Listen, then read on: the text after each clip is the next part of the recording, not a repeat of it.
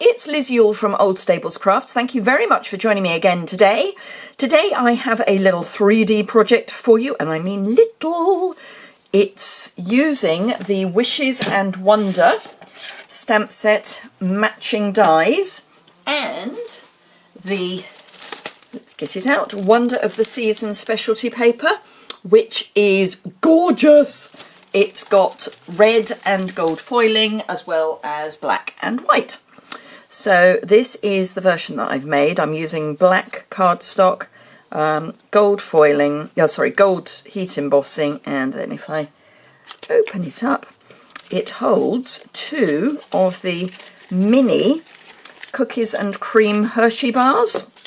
Now I've managed to find these in the UK in a pack of, let me grab it, a pack of 12, there's the snack size. So they're the 12-gram bars. I can't actually remember where I found them, but I know they weren't terribly expensive. That I do remember. And as I say, they fit perfectly into my little box, which is just as well because I made it specifically for these bars. So it's nice to see that they actually fit. The finished dimensions of the box are 1 1/4 deep, 3 inches wide, and 3/4 inch top to bottom. So really nice little, this could be a table favour, that sort of thing. Obviously you could make it in non-Christmas paper with something else on top, and that would be perfect too. So let me get started. I'm going to change up what I'm using in that I'm going to use red with red cards, so real red cardstock, to go with the red foiling, and I'm going to do the stamping and embossing on red but with white embossing powder. So I think I'll do that first so that we have that done. So let me grab my scrap of red, real red card, and I'm just going to, I know the embossing buddy isn't available at the moment, well anymore, but I have it, so I'm going to use it. And then some Versamark ink. They are quite readily available, the embossing buddies, so you can still get them other places. There are other anti-static tools as well, but they are worth having a go at or getting your hands on. If you want to make one yourself, you can either use talcum powder or corn flour in just a piece of muslin, or probably 2 layers of muslin would be better. Just so that you can get a little bit of the powder out. And of course if you use talcum powder you get a nice aroma as well. So there we are, that is that stamped. And my white embossing powder. So let's grab that and dabble the white embossing powder on top. I do like to give it a pretty good covering, so give it a couple of goes of being covered with the powder, because sometimes the first go doesn't catch everything. And then just a gentle tap from behind to get off any little stray pieces. Now the only bit I'm worried about obviously is the inside of the sleigh, because everything else will be die cut. So that's easy. Let me grab my trusty cheese board and my heat gun. And it gives me a very good moment to remind you to subscribe by hitting the bottom right hand corner. Do remember, if you've got any questions or comments, you can leave those below the description bar. And I will have a link to my to my website in the description bar, and that will show you what I've used, give you some more pictures, the dimensions, those sorts of things. So now this is nice and hot.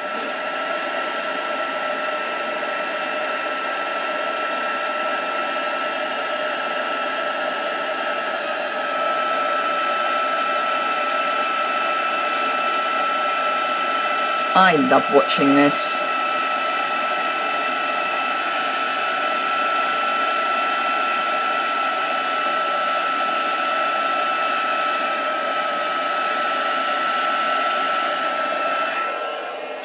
So that's that done. So I need to just get that to dry properly. I still get some people asking why I say dry, the powder melts, so it does actually become kind of liquid for a while, so you don't want to smudge it. Not a great idea. Right, okay, let me get my cut and emboss machine, which I think we can just about fit into the space beneath my camera. Right, and I'm going to use the standard cutting plates and a bit of washi tape. So I've got my plates 1, 2, 3 and a second 3 which will go on top. And I'm just going to grab some washi tape just to make sure everything stays in place. It's particularly important to make sure your die stays in place when you've heat embossed, because quite often the heat embossing will warp the card just a little bit, even with the board underneath it. So it might move otherwise.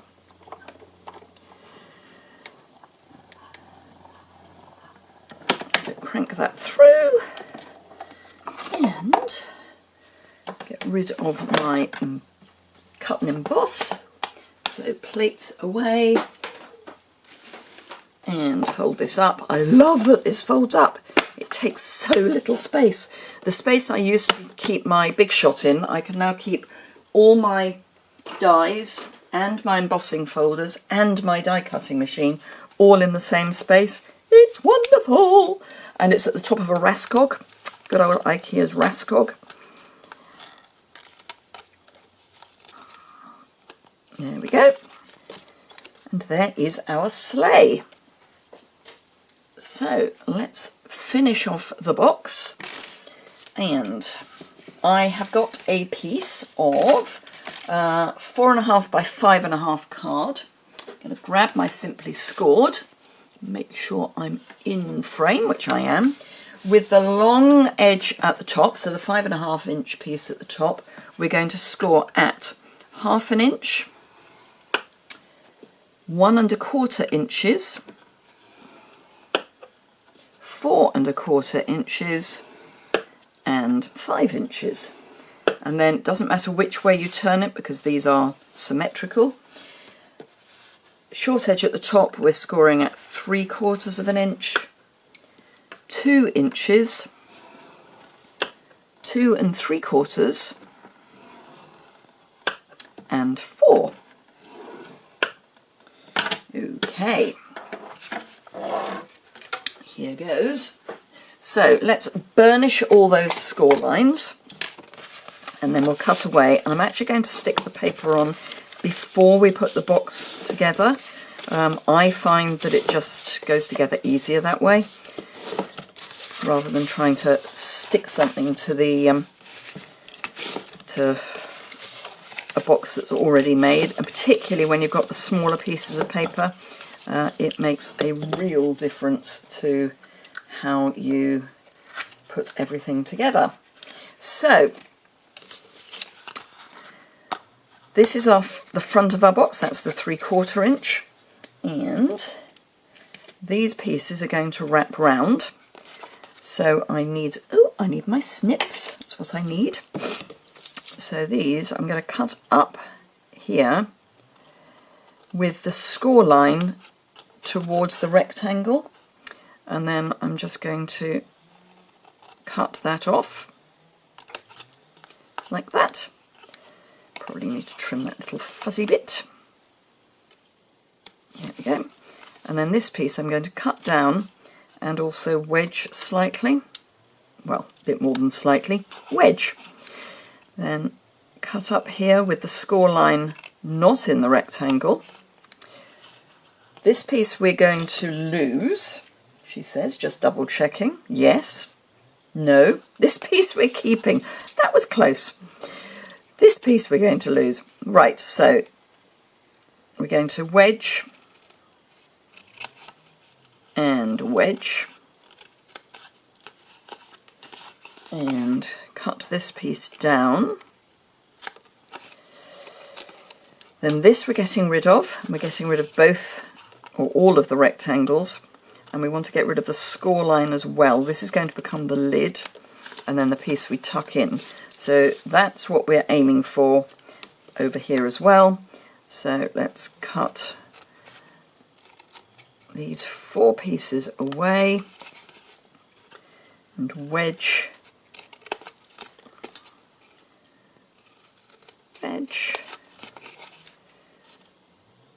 cut straight,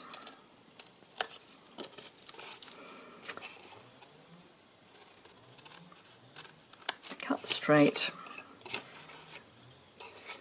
and then this gets wedged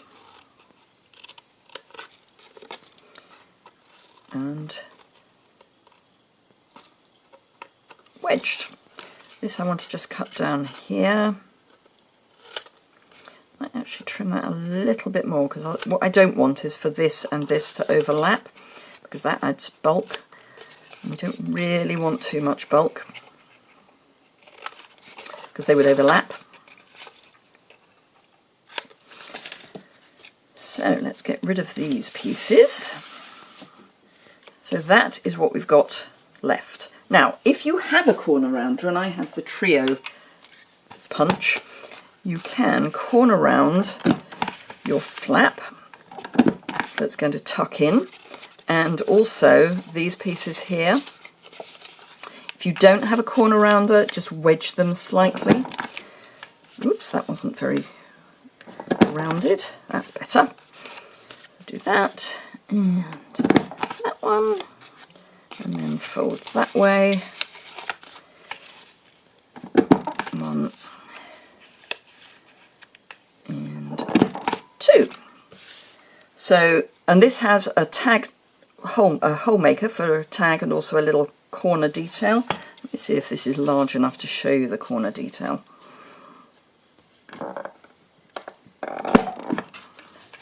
There you go. So if you want corner at the end of a mat, that would be perfect. Corner at the end of a mat. I think I meant detail at the end of a mat. Hey-ho. Right. Okay, so this is the lid, side base. So I've got cut my pieces. So we've got 2 pieces that are cut at 2 7/8 by 5/8, 2 that are cut at 2 7/8 by 1 1/8, and 2 that are cut at, if I can grab them, 1 1/8 by 5/8. So I'm going to turn all of those over and add them with some seal.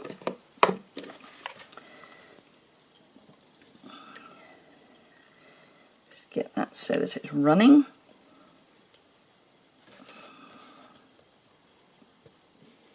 Oops. It's not playing today. That's better. It's actually not it that's the problem, it's me. I'm not doing the whole standing it on its nose at the end. If you stand it on its nose, it breaks the tape. So I'm going to pop that on the lid. And it's leaving a very, very small edge around. You don't want, because it's such a small box, you don't want too large a gap. And then this piece, we've got to make sure is not the same way up as this one, because this is going to be a side. So we want that to be the right way up when you read it, which is there. The base doesn't actually matter, really, which way you put the paper on. In fact, you don't need the paper on the bottom. I like it because it's such a small box, people are almost bound to pick it up and have a good look. But it really doesn't matter which way up you have the writing. And then the other side.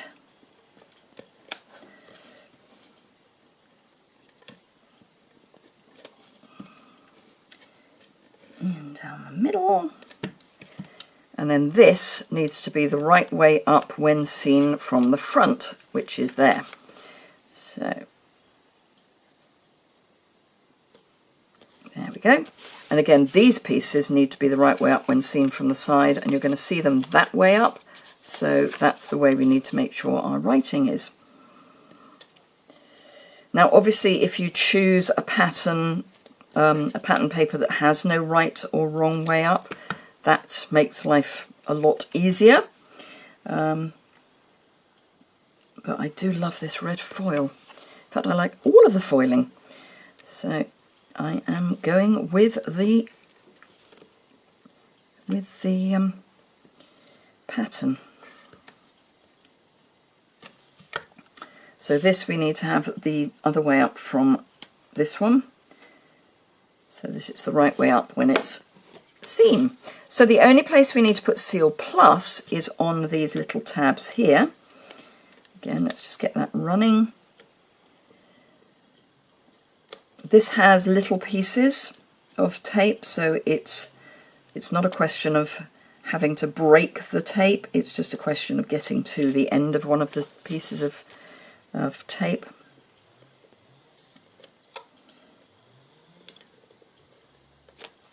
There we go. And then all we need to do is pop the fold to the cut line.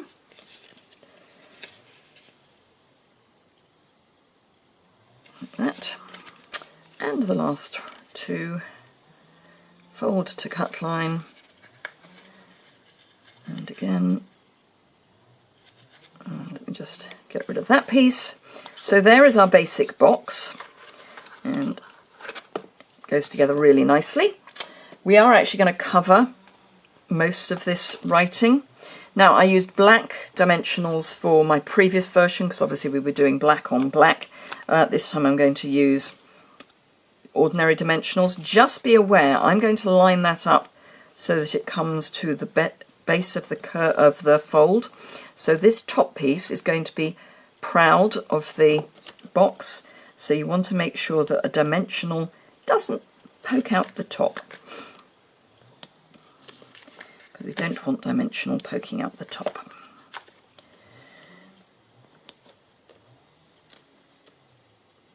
And then lastly I'm going to use one of our mini dimensionals just to go at the end there.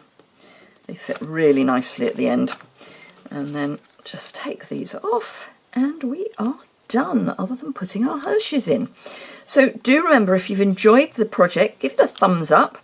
It really does help the analytics, and the more you interact with the video, the more people are likely to see it, which is such a help to me. So I would be thrilled if you would give me a thumbs up. Leave a comment. I always reply to comments, so I would love to hear what you think. If you've got any questions, anything that you're curious about, any techniques you want highlighting, very happy to take suggestions. So there we go. Two lovely little table favours or other small gifts. They will probably take a couple of lip balms as well, or instead I should say, but really nice little box for all sorts of occasions. So thank you very much indeed for joining me today. I hope you enjoyed it. As I say, if you did, give it a thumbs up. Don't forget to subscribe. Close-up photos and the list of products are on my website, which is linked immediately below, and it's the associated blog post. Just click on that link and you'll go straight there. Thank you very much indeed. Have a fantastic day, and I look forward to seeing you again soon. Bye!